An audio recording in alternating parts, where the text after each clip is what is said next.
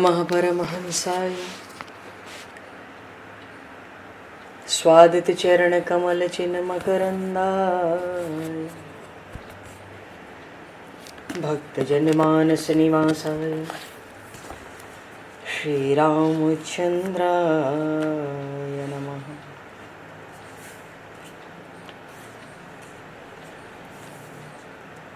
वंदे विदेहतनया पदपुंडरीकं केशौरसौरभसमाहत योगिचेतं हन्तुं प्रतापमनिशं मुनिहंससेव्यं सन्मानशालिपरिपीत परागपुञ्जम्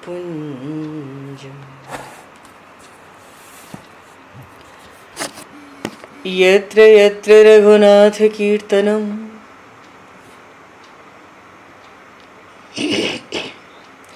तत्र तत्र कृतमस्तकाञ्जलिं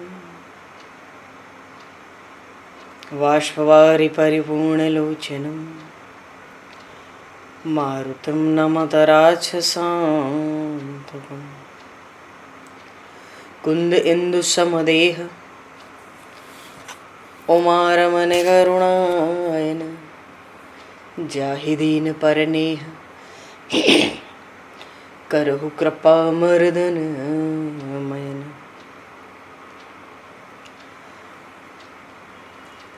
प्रहलाद नारद पराशर पुंडरीक व्यासे अम्बरीश शुक शौनक भीष्म दालभ्याम रुक्मांगद अर्जुन वशिष्ठ विभीषणादीन एतानहं परम भागवतान् नमामि। श्री सीतानाथ समारंभां श्री रामानन्दार्य मध्यमाम् अस्मदाचार्य पर्यन्तां वन्दे गुरु परम्पराम्।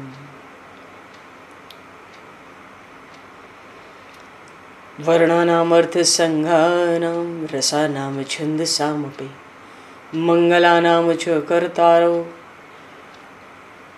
वन्दे वाणी विनायकौ।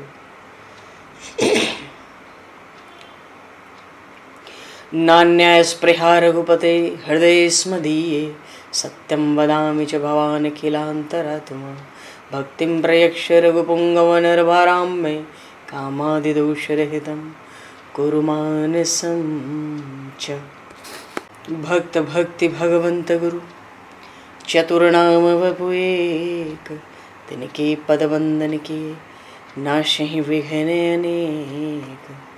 बंधु तुलसी के चरण जिनकी न्यो जग काज कल समुद्र घोरत लगो प्रगट्यो सप्त जहां।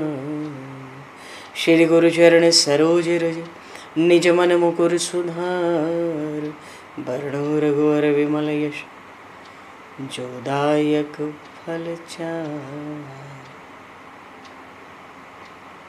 हरिशरण श्री राम जय राम जय जय राम।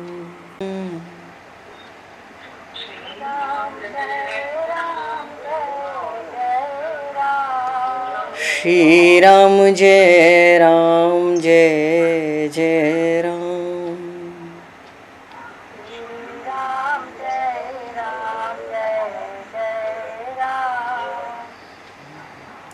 जय सिया राम जय जय हनुमान।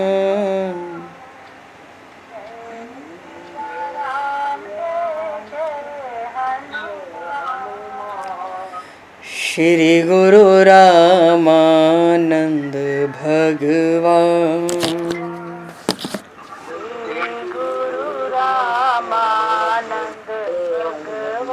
श्री गुरु रामानंद भगवान।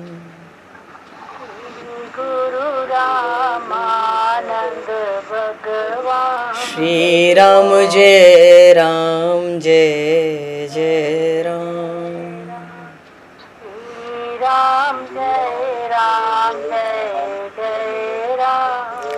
जय सिया राम जय जय सिया राम।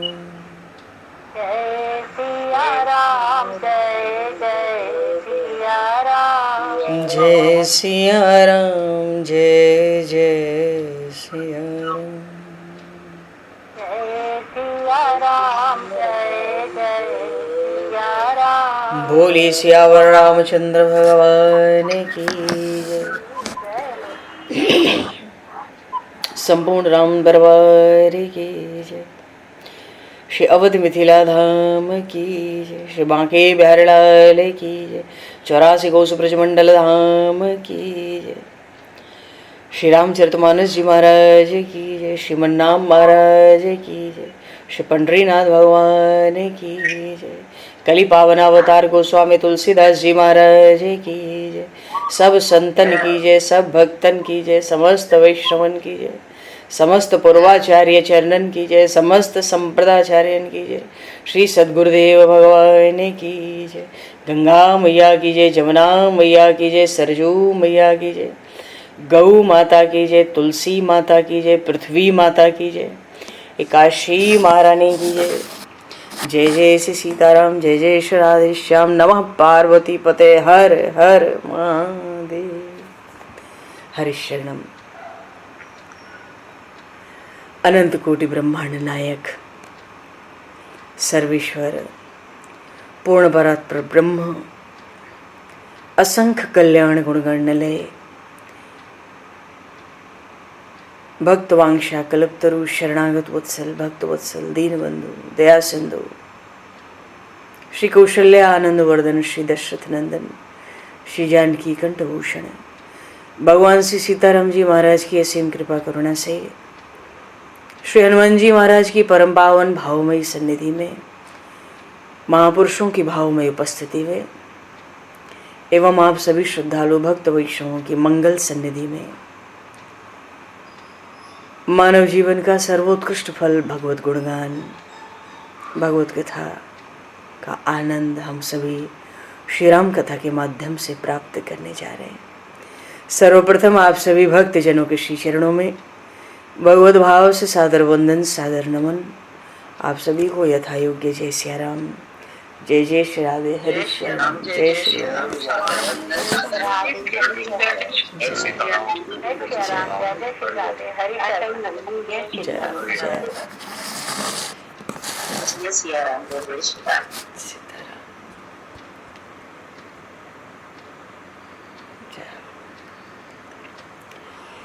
श्री रामचंद्र चरणों मनसा स्मरामि। श्री रामचंद्र चरणों वचसा गृणामि। श्री रामचंद्र चरणों सरसा नमामि। श्री रामचंद्र चरणों शरणं प्रपद्ये। माता रामो मत्पता रामचंद्रः स्वामी रामो मत्सखा रामचंद्रः सर्वस्वं मे रामचंद्रो दयालुर नान्यम जाने नैव जाने न जाने। मंगलम कौशलेन्द्रस्य महनीय गुणालये चक्रवर्ती तनुजाय सार्वभौमाय मंगलम। रामं रामानुजं सीतां भरतं भरतानुजं सुग्रीवं वायुसूनं च प्रणमामि पुनः पुनः। नमोस्तु रामाय सलक्ष्मणाय दिव्यै च तस्मै जनकात्मजाय। पूर्व प्रसंग में गुरुजी से आज्ञा पाकर भगवान श्री राम उठ खड़े हुए। महर्षि विश्वामित्र जी जिन्हें आज्ञा दी, उठहो राम भंजहु भव चापा, मेटहु तात जनक परितापा। ये शिवजी का धनुष तो मानो जहाज हो गया है। एक ये जहाज जैसा हो गया है। सबका संशय इस जहाज पर चढ़ा हुआ है, राम जी धनुष तोड़ पाएंगे कि नहीं। मानो उन परमात्मा श्री राम पर सबका अज्ञान होता है। अरे उन श्री राम में संशय होना तो अज्ञान का ही स्वरूप है। तो संशय है, भ्रम है, राम जी धनुष तोड़ पाएंगे कि नहीं, ये संशय भी उस जहाज शिव धनुष रूपी जहाज पर चढ़ा है, लोगों का अज्ञान भी शिव धनुष रूपी जहाज पर चढ़ा है, दूसरे राजाओं का अभिमान, अरे हमने नहीं तोड़ा ये क्या तोड़ेंगे, वो अभिमान भी दूसरे राजाओं का जहाज पर उस धनुष पर चढ़ा हुआ है। और देवता बड़े बड़े ऋषियों का जो भीतर का भय है कि राम जी धनुष तोड़ देते हैं, पर भय तो बना हुआ है, वो भी उस धनुष रूपी जहाज पर चढ़ा है। श्री जानकी जी को बड़ा सोच है, बड़ी भारी चिंता है हृदय में, हृदय बड़ा व्याकुल है। उनका ये शोक भी उस धनुष रूपी जहाज पर चढ़ा हुआ है। जनक जी का पछतावा, बड़ा संतप्त हृदय जनक जी महाराज का, वो भी उस पर चढ़ा है। सखियों का, रानियों का, उनका भी दारुण दुख, बड़ा भारी दुख भी उस धनुष रूपी जहाज पर चढ़ा हुआ है। मानो भगवान शिव का धनुष तो बहुत बड़े जहाज की तरह हो गया, सबको ढो रहा है, सब उसमें चले जा रहे हैं एक साथ बैठ के। तो जहाज को चलने के लिए समंदर भी तो चाहिए। राम बाहुबल सिंधु अपारा, राम जी के भुजाओं का बल ही अपार समंदर है, जिसमें ये धनुष, शिव जी का धनुष रूपी, जहाज रूपी धनुष रखा है, सब इसमें चढ़े हुए हैं। तो महारानी सुनैना, महाराज जनक बड़े व्याकुल हुए, बड़ी वात्सल्यमयी वाणी प्रकट की। महर्षि विश्वामित्र ने रघुनाथ जी को सावधान किया, राजा तो एक महाराज जनक ही हैं, इनकी वाणी पर कोई न जाए।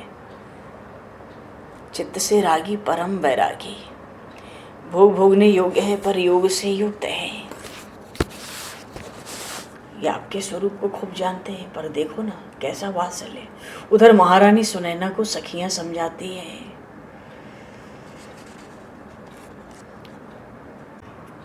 हृदय में बड़ा भय है, टूटे ना टूटे। और फिर क्यों ऐसे कोमल शरीर, ऐसे सुकुमार अंग वाले को क्यों इतने भारी, क्योंकि श्री जी को पता है ये धनुष कितना भारी है, इसकी क्या महिमा है, क्या प्रभाव है। जब से होश संभाला है तब से इसका पूजन हो रहा है। अब मानो हृदय तो प्रेम से व्याकुल है, प्रेम तो है ही, उस प्रेम ने व्याकुलता पैदा कर दी है। श्री जनक नंदिनी की दृष्टि लगी है, अपलक लगी है, मानो वो तो स्वतः ही हृदय के धन हो चुके हैं, प्राण हो चुके हैं, किंतु भय चिंता ये बनी हुई है। वैसे भी प्रेम सदा आशंकी ही रहता है, अत्यंत आकुल है उनका हृदय। राम जी पर दृष्टि लगाई तो अब अपनी बात कैसे बने, क्या करें। न तो पिताजी को कोई समझाता, न गुरुजी को कोई समझाता, ये माता भी पर्दे में बैठी है। कहाँ ये इतना भयंकर विकराल धनुष हो, कहाँ इतना सुकुमार शरीर, ये क्या कर रहे हैं। तो सभय हृदय बिनवत जहिते ही, अभी तक जितनी सेवा पूजा साधन भजन किया सब लगा दिया दाव पर। जिसकी जिसकी सेवा पूजा हुई सबसे विनय होने लगी। बिनवत जहिते ही, मन किसी को छोड़ा ही नहीं। मन ही मन मनाव अकुलानी, हो प्रसन्न महेश भवानी। पहले भगवान शिव और माता पार्वती के ही चरण पकड़े, क्या पकड़े, करहु सफल आपन सेवकाई। श्री धरानंदिनी कहती है मन ही मन व्याकुल है। आज तक आपकी जो जो सेवा पूजा की है ना, वो आज सफल करो, आज मौका है, आपको अवसर है, मेरा काम बनाओ। मानो श्री किशोरी जी तो चाहती हैं राम जी धनुष छुओ ही ना, वो इतना विकराल और भयंकर है। मैं तो ठीक हूं, मैंने उठा लिया, पर ये ना उठावे, उसकी आवश्यकता ना पड़े। हो प्रसन्न महेश भवानी, शिव जी का ही तो धनुष है, तो आप प्रसन्न हो जाओ, फिर क्या बात है। इनके देखते ही टूट जाना, मानो इनके देखते ही टूट जाना। हो प्रसन्न महेश भवानी, करो सफल आपन सेवकाई। तो आपकी जो सेवा पूजा की है उसको सफल करो। कैसे करो, वो ये भी कहती है कैसे करो, कर हितु हरहु चाप घर आई। ये जो आपके धनुष का भारीपन और विशालपना है ना, इसको नष्ट करो। मानो छोटे से बिल्कुल हल्के से बन जाओ, घास फूस की तरह। और फिर गणेश जी महाराज को, गणनायक बरदायक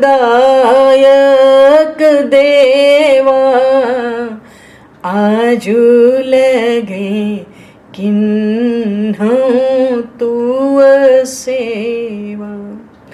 बार बार बिनती सुनी मोरी, करहु चाप गुरु ताती थोरी।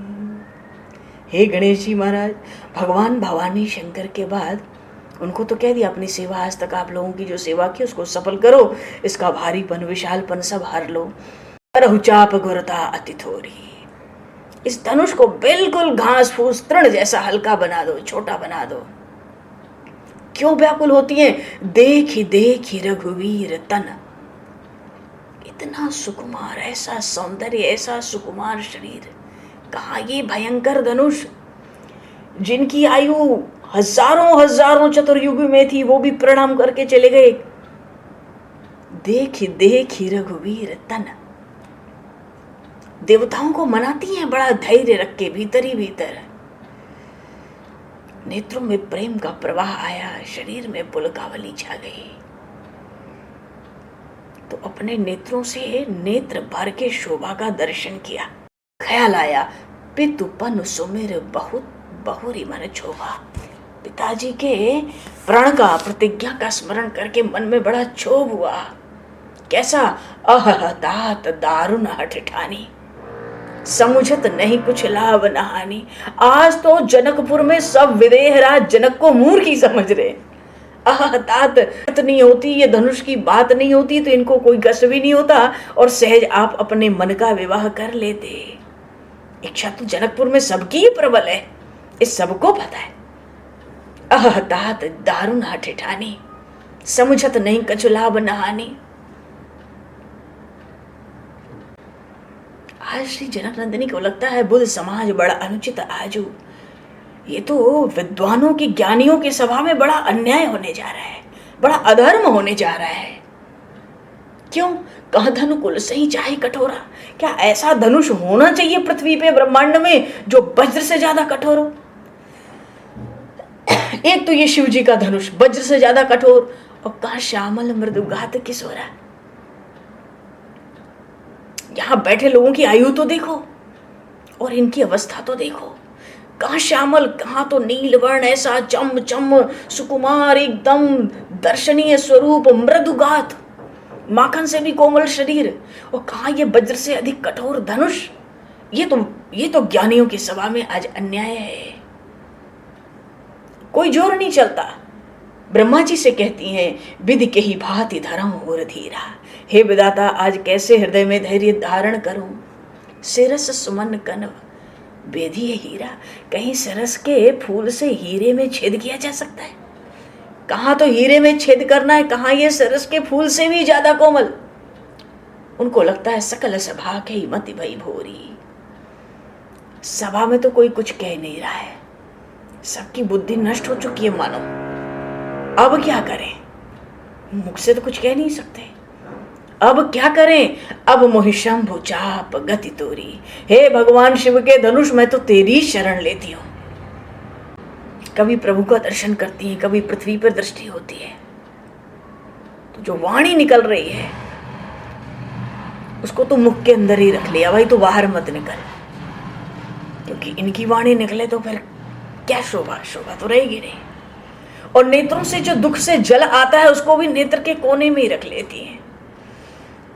बड़ा संकोच। अभी याद आया, अरे मैं तो भरी सभा में बैठी हूं, इतनी व्याकुलता शोभा नहीं देती, हृदय में भी मन में भी संकोच हो गया। जैसे लगा किसी ने कहा धैर्य धीरज, तुम धैर्य रखो। विश्वास आया हृदय में, पर फिर वो विश्वास हलता है। तन मन बचन मोर पन साचा, रघुपति पत सरोज ऋतुराजा। जो भगवान सकल उर्वासी, करे मोर मर रघुवर के दासी। यदि तन से मन से वचन से मनसा वाचा करुणा, यदि मेरा प्रण सच्चा है, भैया अब आपका क्या प्रण है? आपके पिताजी का प्रण तो सबको पता है। महाराज जनक की प्रतिज्ञा है, जो इस शिव धनुष को भंग करेगा तीनों लोगों की विजय पताका उसको मिलेगी और ये वैदेही भी मिलेंगी। यहां तो जानकी जी कहती है तन मन वचन मोर पण साचा, अगर मनसा वाचा कर्मणा मेरा प्रण सच्चा है। क्या प्रण है? रघुपति पद सरोज चितुराजा। इन श्री दशरथ राजकुमार के चरणों में यदि मेरा प्रेम सच्चा है, मेरे चित्त की सच्ची लगन है, तो करी है मोहि रघुबर के दासी। क्यों? अरे जेके जे पर सत्य सनेहु, सोते ही मिले न कछ संदेहु, कृपा निदान राम सब जाना। अब राम जी तो सबकी गति देख रहे हैं ना, हृदय की, सबकी ओर में बसते हैं। अरे जो जन जन में रमण करे, कण कण में रमण करे, वही तो राम है। उससे किसकी हृदय की गति छिप सकती है? तो जानकी जी के हृदय, जनक जी महाराज की उथल पुथल उनको पता थी। महारानी सुनैना की, सखियों की, सबकी उथल पुथल, राजाओं की, गुरुओं की, ऋषियों की, देवताओं की, और अब श्री जनक नंदिनी के भी हृदय की उथल पुथल उनको पता है। तो भगवान सकल उर्वासी पहले ही कह दिया, आप तो हृदय में ही रहते हो तो ठीक है, कृपा निधान राम सब जाना। तो श्री जानकी जी को देखकर प्रभु ने धनुष की ओर देखा। सबकी दृष्टि के एकमात्र केंद्र हैं श्री राम। पर ये श्री राम जो सबकी दृष्टि के एकमात्र केंद्र हैं, ये श्री राम तो कहीं और किसी की ओर देखते ही नहीं। एकदम मतवाले गजराज की गति से, चाल से जा रहे हैं। वहां पहुंचे,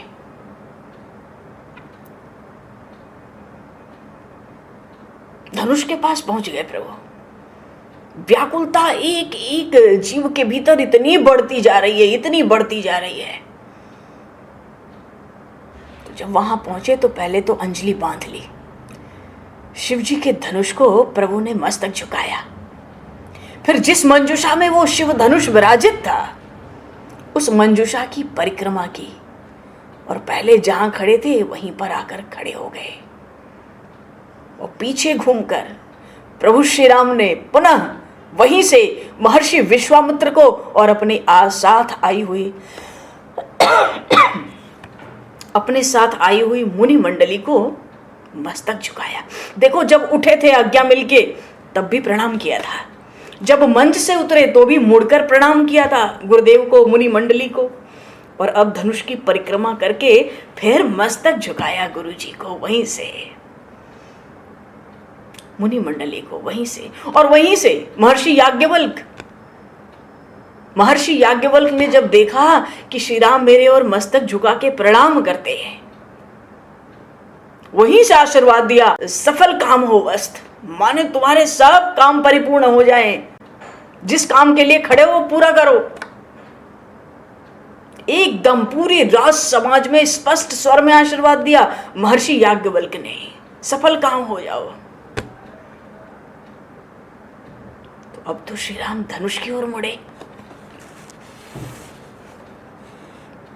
सिए ही बिलो की तके तनु, धनु कैसे।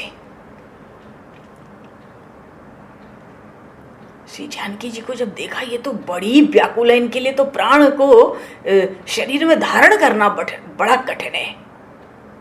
तुरंत प्रभु ने धनुष की ओर देखा। और कैसे देखा? चितव गरुण लघु ब्याल ही जैसे गरुण जी महाराज किसी छोटे से सपेले सर्प को देख ले। अरे बड़े बड़े सर्पों को खा जाते हैं वो, बड़े बड़े विशाल सर्पों को, उनका भोजन है नित्य का। तो जैसे पक्षीराज गरुण मानो छोटे से सपेले को देखें, वैसे भगवान ने धनुष की ओर देखा। और लखन लखेउ रघुवंश मणि ताके उहर को दंड। लखनलाल जी का तो काम ही है लख लेना, पहले भांप लेना। लखन लखेउ किसको? रघुवंश मणि, राम जी को देख लिया। क्या देखा? धनुष को कैसे देखते हैं? प्रभु श्री राम ने धनुष की ओर कैसे देखा? कौन सा धनुष? ताके हर को दंड, भगवान शिव के धनुष की ओर कैसे देखा? मानो गरुण छोटे से सपेले की ओर देखे। ओ शरीर में तो वो लखन लाल की पलकावली छा गई। बोले, बड़े जोर से बोले, देखो फिर उन श्री राम का झंडा ऊंचा किया। राम जी ने तो धनुष की ओर देख लिया, अपने चरणों से, महाशेष है ना, चरणों से ही ब्रह्मांड को उसी समय दबा दिया। और दबाकर बोले, क्या बोले देखो,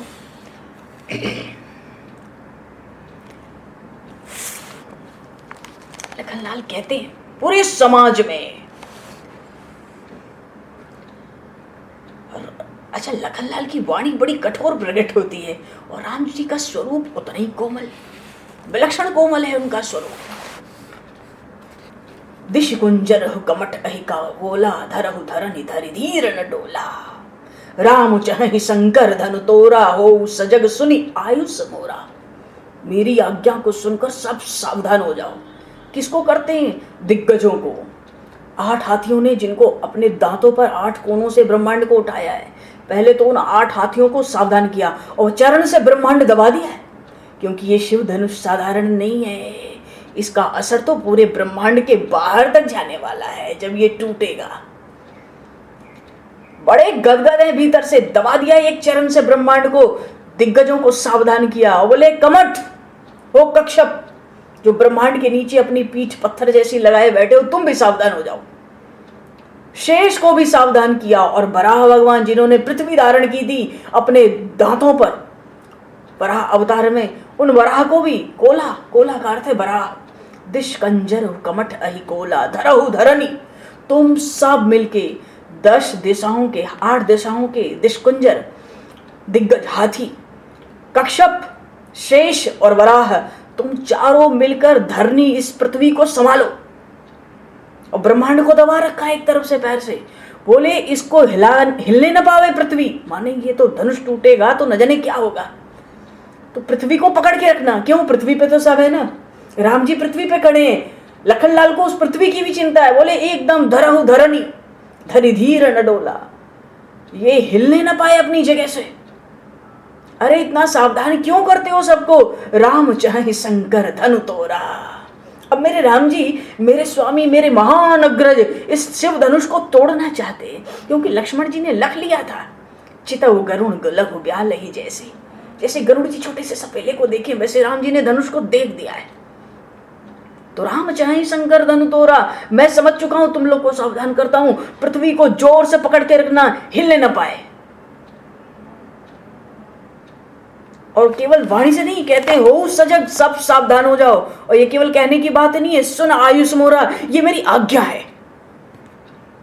8 दिग्गजों को, कक्षप को, शेष को, वराह को, ये मेरी आज्ञा है, सावधान होकर पृथ्वी को पकड़ो, पृथ्वी हिलने ना पाए और धनुष भी टूटेगा और पृथ्वी भी ना हिले। ऐसा विलक्षण वो धनुष था, उसकी महिमा सबको पता थी, सबको पता थी। बोले, सब, हे शेष पृथ्वी, हे पर्वतगण, आज तुम निश्चल हो जाओ। हे कक्षप, हे कुर्म, हे वराह, हे दिग्गजगण, तुम सब अंगों से सावधान होके प्रभु का जो कार्य है इसको निष्पत्र संपन्न करो। मानो पृथ्वी को पकड़ के रखो। फिर इतना सुनते ही क्या पूछना था, चाप समीप राम जब आए।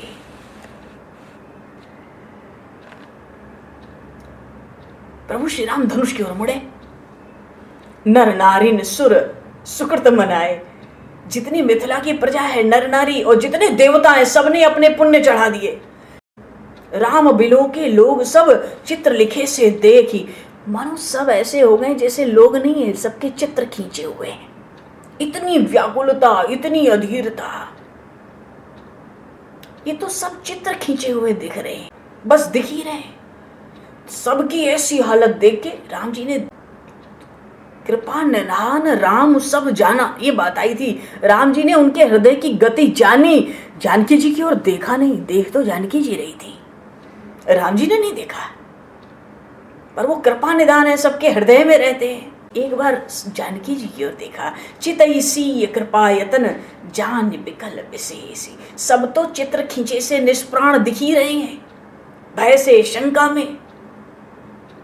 और जब सब सियाजू को देखा प्रभु ने, ये तो कृपा के भंडार है। कहते ये तो विशेष व्याकुल है।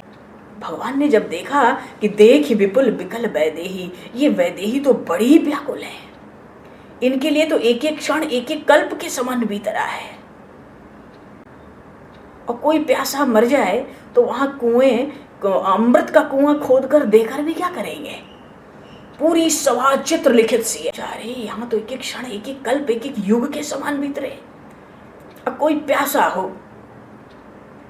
और प्यासे प्यासे समय से जल मिल जाए तो जी जाए, या मर ही जाए तो मरने के बाद अमृत के कुएं से भी जल पिलाया जाए तो क्या लाभ? अब तो है ही नहीं, पिएगा ही नहीं, वो पीने लायक ही नहीं बचा। ऐसी स्थिति प्रभु श्री राम को श्री सियाजू की मालूम पड़ती है। वो सोचते हैं का बरसा जब कृषि सुखाने, समय चूके पुनि का पछताने। फसल सूख जाए, खेती सूख जाए खेतों में, और फिर बरसात हो तो क्या लाभ? फिर तो पीछे पछताना ही पड़ता है। अस जिय जान जान की देखी, प्रभु पुल के लखे प्रीति विषेकी। ये प्रीति तो भगवान श्री सीताराम की बड़ी पुरातन है ना। ये तो उन्हीं पर ब्रह्म परमात्मा की पराशक्ति है, आह्लादिनी। और जब ये लीला में शामिल होती हैं तो ये आह्लादिनी शक्ति कहलाती हैं प्रभु की। तो प्रभु पुल के लखे प्रीति विषेकी, गुरु ही प्रणाम मन ही मन की ना। अब तो एकदम आखिरी में महर्षि विश्वामित्र को मन में प्रणाम किया, सिर नहीं झुकाया। अब सिर नहीं झुकाया। अब बड़ी सरलता पूर्वक अति लाघव उठाए धनुलीना, बड़ी फूर्ति से और बड़ी सरलता भी है, फूर्ति भी है, धनुष को उठा लिया। बोलिए शिवदेश कुमार की जय, श्री दशरथ नंदन श्री रामचंद्र की जय। उठा लिया धनुष बड़ी फूर्ति से, पता ही नहीं लगा। और दम के उदामिनी जब जिमी जब लय हो, हाथ में उठाते ही बिजली की तरह कड़क गया, मानो 100 करोड़ बिजली एक साथ कड़क गई हो हाथ में।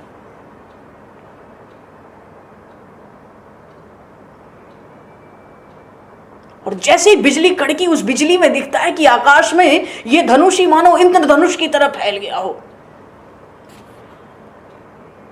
और फिर तो लेत चढ़ावत खेचत गाढ़े, काहू न लखा देखो सब ठाड़े। किसी को दिखाई नहीं कि कब उठाया, कब उसकी जा चढ़ाई, कब खींचा। काहू न लखा देखो सब ठाड़े, चित्र लिखित से सब खड़े थे पर दिखा किसी को नहीं। एक ही क्षण में सब हुआ, दूसरा क्षण लगा ही नहीं। तो क्या किया प्रभु ने किया ये कि जो धनुष का नीचे का कोना था ना, एक कोना, उस दूसरा हाथ तो प्रभु ने लगाया ही नहीं। धनुष उठाया एक हाथ से, उसको नीचे एक कोना, एक सिरा उसका पृथ्वी पे टिकाया। और धनुष में जो प्रत्यंचा लगी थी दाहिने हाथ की कलाई पर लपेट लिया। तो ये जो कुछ लपेटा, ये तो लोगों को दिख रहा था कि कुछ लपेटा। सब खड़े हैं, सभा में सब हैं, पर देखा किसी ने ये नहीं देखा कि झट तो उठाया पर तुरंत उसको पृथ्वी पर टिकाया एक छोर, और उसकी जाको, उसकी डोरी को दाहिने हाथ की कलाई पर लपेटा, और दूसरे उसी हाथ को बढ़ाकर उस धनुष के दूसरे छोर पर चढ़ा दिया। और खींची जाए एकदम कान तक, इतना खींचा उस धनुष को प्रभु ने। और तही छन राम मध्य धनु तोरा।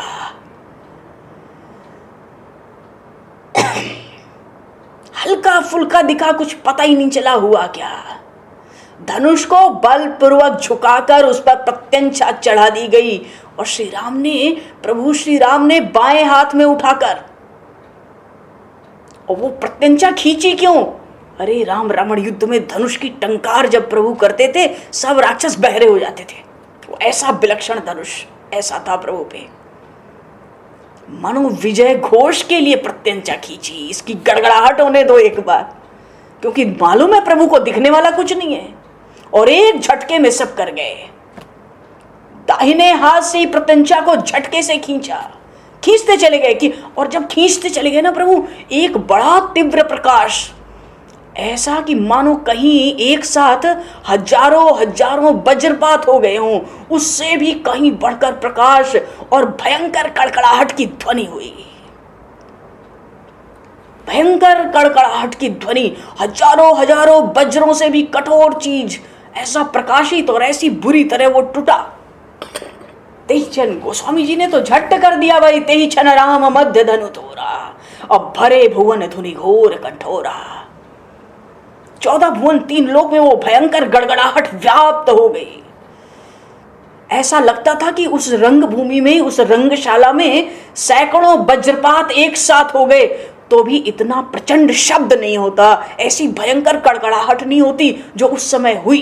महर्षि विश्वामित्र, महर्षि याज्ञवल्क्य, शतानंद जी, मुनि मंडली और जो तपस्वी लोग थे, उनके अलावा एक महाराज जनक और दूसरे ये छोटे कुमार श्री लक्ष्मण जी, ये तो अपने स्थान पे बैठे रहे, बाकी सब अपने आसन से गिर पड़े थे। जितने उपस्थित थे उस भयंकर गड़गड़ाहट में सब आसन से गिर चुके थे।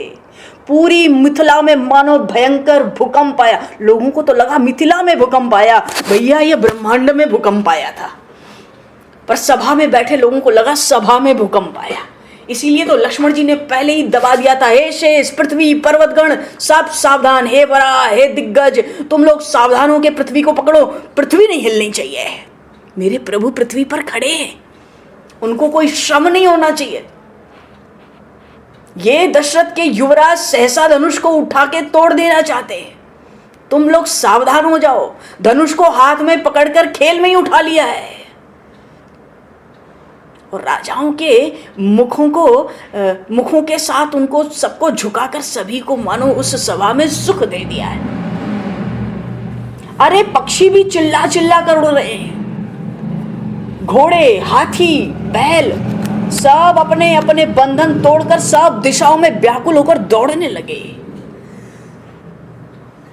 सब तरफ से ध्वनि होती है, श्री अवधेश कुमार की जय, श्री कौशल्यानंदन की जय, श्री चक्रवर्ती कुमार की जय, भगवान श्री रामचंद्र की जय, जय हो जय हो जय हो जय हो। धनुष भंग का जो घोर से घोर जो ध्वनि है ना, 2 क्षण में ही सब तो आश्चर्यजनक। और तो गगन में सबसे पहले देवताओं ने बधाई शुरू की, नाच गान। नीचे तो भूकंप आया था, आकाश में जयनाद गूंजने लगा।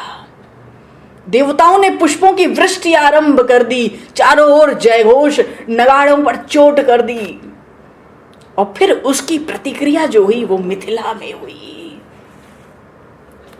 सबसे पहले कुल पुरोहित महाराज शतानंद जी सावधान हुए हैं। तेहि क्षण राम मध्य धनु तोरा, भरे भुवन धुनि घोर कठोरा, भरे भुवन घोर कठोर, रव बज बाज तज मारुग चले। सूर्य देवता के रथ के 4 घोड़े, सूर्य देवता तो निरंतर चलते, जब धनुष भंग की ध्वनि टूटी ना, जो भयंकर कड़कड़ाहट हुई, ये जो भगवान सूर्य के घोड़े हैं ना 4, ये तो अपना मार्ग छोड़ के दौड़ने लगे, 4 घोड़ों 4 दिशा में। सूर्यदेव घबरा गए, ये क्या हुआ। और चिक्कर हैं दिग्गज, वो जो 8 दिग्गज हैं ब्रह्मांड को उठाने वाले 8 कोनों से अपने दांतों पर, अरे वो तो चित्कार कर रहे हैं धनुष टूटने के बाद। डोलमयी पृथ्वी भी डोल गई। मिथिला वासियों को लगा कि मिथिला में भूकंप आया। अरे भैया, अगर सावधान नहीं करते लखनलाल तो पृथ्वी डूब भी सकती थी, कुछ भी हो सकता था। अभी तो कम से कम सावधान करने पे एक हल्का भूकंप ही मालूम पड़ा है। मिथिला वासियों को लगता है मिथिला में भूकंप आया। चिक्कर ही दिग्गज डोल मही, अहि शेष कोल वराह कूरम कलमले सब व्याकुल हो गए। शेष जी, कुर्म भगवान, वराह भगवान, पृथ्वी, सब दिग्गज व्याकुल हो गए। और जो देवता हैं, जो असुर हैं, जो ऋषि मुनि हैं, सब अपने कान दे दिए, दोनों हाथ कानों पर, सब व्याकुल होकर विचार कर रहे हैं क्या हुआ क्या हुआ। सब मिलकर कहते हैं, कोदंड खंडेउ राम तुलसी जयत बचन उचारई। अरे क्या हुआ क्या हुआ क्या हुआ, राम जी ने शिव जी का धनुष तोड़ दिया।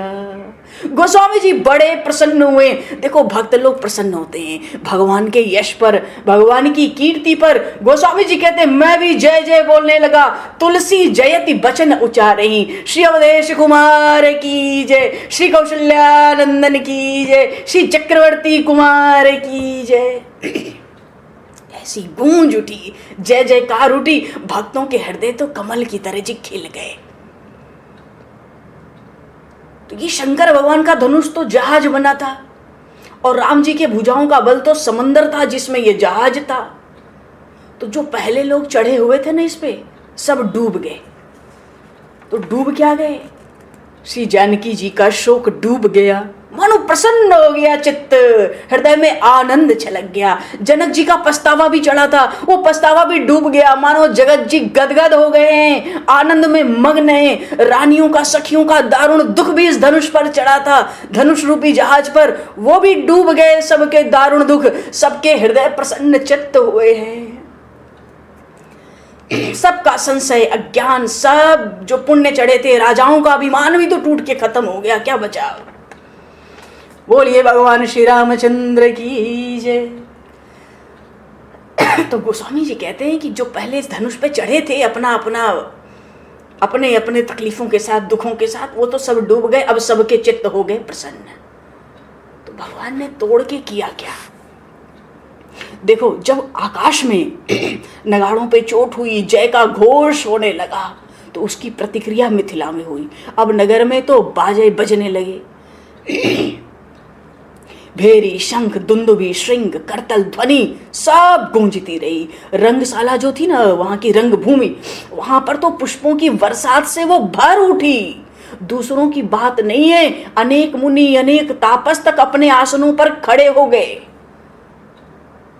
वो बेचारे क्या है, उनके पास न फूल है न कुछ लुटाने के लिए, वो तो अपने कमर में जो मृग चढ़े हैं, जो उत्तरीय कंधे पर ले रखा, उसी को फहरा रहे हैं। राम जी ने धनुष तोड़ दिया, राम जी ने धनुष तोड़ दिया, जय घोष करते हैं। तो जो धनुष का कोलाहल था ना, वो तो ऐसा था मानो प्रलय काल के बादल, प्रलय काल के बादल जैसी गर्जना करते हैं ना, ऐसा उसके समान धनुष का बड़ा भारी कोलाहल हुआ था। तो जब वो ध्वनि प्रकट हुई थी ना शिव धनुष टूटने पे, उससे स्वयं भगवान शिव, ब्रह्मा जी और 14 भुवनों के जो दिक्पाल हैं, लोकपति, सब चौंक पड़े थे और सब ने कान मूंद लिए थे। वो आवाज, किसी को वो ध्वनि सहन नहीं होती। पहले तो कान बंद कर लिए, उसके बाद सावधान होकर विमानों पर चढ़ गए, नगाड़े बजाते हुए चले। संपूर्ण मिथिला नगरी में, जनकपुरी में आनंद उमड़ चला। आकाश में जय ध्वनि होती है, मंगल गान होने लगा। उसके पीछे ब्राह्मणों की आज्ञा सुन करके जितनी सौभाग्यवती सखियां, स्त्रियां हैं, जानकी जी को साथ लेकर मानो चलना चाहती हैं, पर अभी आज्ञा की प्रतीक्षा में है। आज्ञा तो चाहिए, गदगद है सब। सबसे पहले सावधान हुए शतानंद जी। प्रभु दो चाप खंड बही डारे। शतानंद जी ने देखा, अरे एक क्षण में तो सब हो गया। तो उन्होंने जब देखा, आंख खुली तो धनुष के 2 टुकड़े बीच से हुए हैं और पृथ्वी पर पड़े हैं। देख लोग सब भय सुखारे, बाजे नभ गए निशाना, देव वधू नाचहि करि गान। अच्छा देखो, अभी तक अप्सराएं, कहीं उर्वशी नाचे, मेनका नाचे, या और कोई रंभा नाचे, बड़ी बड़ी सुंदरी अप्सराएं स्वर्ग की नाचे, ये तो हर जगह प्रसंग आता है। आज देखो विलक्षण बात लिखी है, गोस्वामी जी कहते हैं, बाजे नभ गए निशाना और देव बधू नाचहि करे गाना। देवताओं की बधुएं, उनकी कन्याएं, उनकी आर्याएं नृत्य कर रही हैं। भाई घर की ऐसे कुलों की, परिवारों की और ऐसे लोगों की स्त्रियां कब नृत्य करेंगी जब घर की बात हो। गीत गा गा के नृत्य करती हैं, देवता गंधर्व नगाड़े बजाते हैं, सब विमान पर सज गए आकाश में। पूरी मिथिलापुरी पुष्पों की बरसात से मानो ढक सी गई 2 पल में। जब तक मिथिला के लोगों को होश आता, आकाश में पहला उत्सव मनाया गया। उनकी तो जब ठीक से आंख खुली ना मिथिला वासियों को, उन्होंने देखा ये तो पूरी मिथिला पुष्पों की बरसात से भींगी हुई है। ये कहां नगाड़े सुगंध आ रही है, कहां नगाड़े बज रहे हैं। तो आज देवताओं की बधुएं, अरे परमात्मा का विवाह होगा, धनुष भंग हुआ है। ये श्री जानकी जाहि अंश उपजहि गुण खानी, अगणित लक्ष्मी उमा ब्रह्माणी। ये कोई साधारण थोड़ी है, ये तो परमात्मा की पराशक्ति है। अब तो ये इनकी लीला में सम्मिलित हुई, अब ये उनकी आह्लादनी शक्ति बनेंगी। बहुत प्रसन्न है, देवताओं की बधुएं गा रही हैं, नाच रही हैं, और जितने ब्रह्मा आदि सुर देवता सिद्ध मुनि ऋषि हैं, सब बड़ी प्रभु की प्रशंसा कर रहे हैं। प्रशंसा करते हैं, यश का गान कर रहे हैं और तरह तरह से आशीर्वाद देते हैं। बरसहि सुमन रंग बहुमाला।